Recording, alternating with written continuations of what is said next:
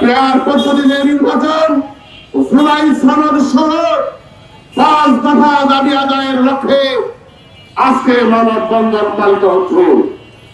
আপনারা জানেন, জাতির ঘাড়ে চেপে বসা আওয়ামী সন্ত্রাসী ফ্যাসিবাদের পতনের জন্য যে জুলাই বিপ্লব সংগঠিত হয়েছিল, সেই জুলাইকে যারা স্বীকার করতে চায় না, জুলাই সনদ বাস্তবায়নের দাবি যখন করা হয়, তখন সেখানে নতুন রিসেন্ট দেওয়া হয়। করতে হবে এই জাতীয় বাড়ি হতে চাই।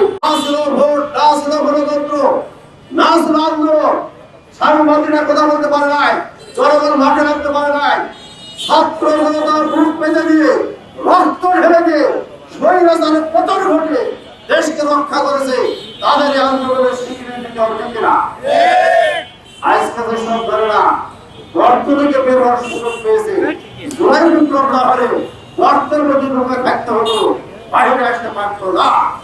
এই জন্য জুলাই সনদের স্বীকৃতি, এই দেশের স্বাধীনতা, সার্বভৌমত্বের স্বীকৃতি, এইটা আমরা আদায় করে ছাড়বো ইনশাআল্লাহ।